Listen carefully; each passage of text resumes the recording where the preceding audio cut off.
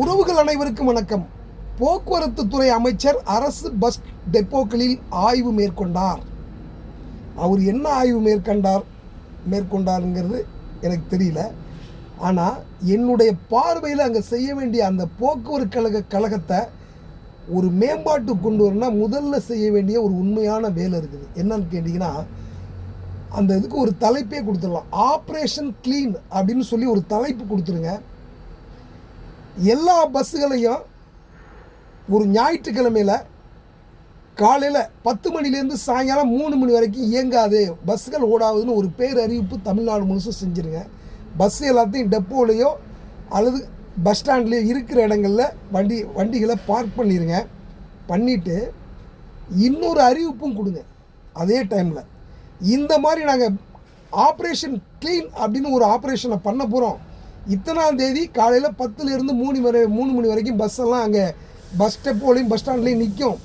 100 நாள் வேலைக்கு செல்லக்கூடிய மக்களாகிய நீங்கள் தயவுசெய்து எங்களுக்கு ஒரு உதவி பண்ணுங்கள்.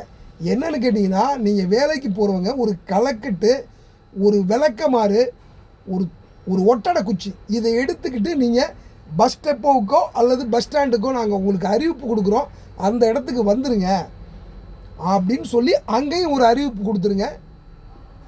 2 அறிவிப்பையும் கொடுத்துருங்க. மக்கள் ஏன்னா பஸ் என்னடா இல்லை அப்படின்னு சொல்லி சிரமப்படுவாங்க, திண்டாடுவாங்க. அது ஒரு கெட்ட பேராக போயிடும். அறிவிப்பை கொடுத்துட்டிங்கன்னா அவங்க நிம்மதியாக அதுக்கு தகுந்த மாதிரி தங்களை மாற்றி தகவமைச்சுக்காங்க. ஓகே, இப்போ பஸ்ஸை நிறுத்தியாச்சு, மக்களையும் வர சொல்லியாச்சு. என்ன பண்ண சொல்ல போகிறீங்க? என்ன செய்ய போகிறீங்க? ஒன்றும் இல்லைங்க. 10 பேராக பஸ்ஸில் ஏற்றி விடுங்க.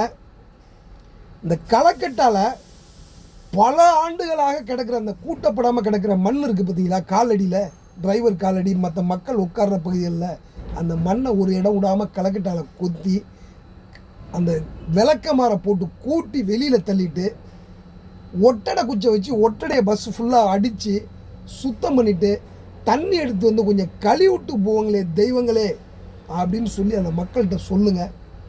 நிச்சயமாக செஞ்சு கொடுப்பாங்க. அவங்களுக்கு ஞாயிற்றுக்கிழமைக்கு வேண்டிய சாப்பாடு மற்ற அரேஞ்ச்மெண்ட்ஸ்லாம் பண்ணிடுங்க.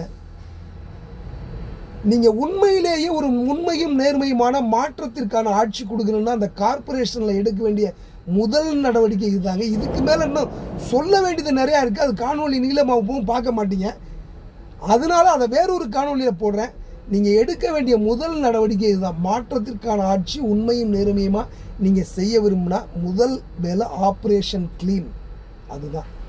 பாருங்கள், பகிருங்கள், பங்களிப்பை கொடுங்கள், சப்ஸ்கிரைப் பண்ணுங்கள், சப்போர்ட் பண்ணுங்கள். நன்றி உறவுகளே.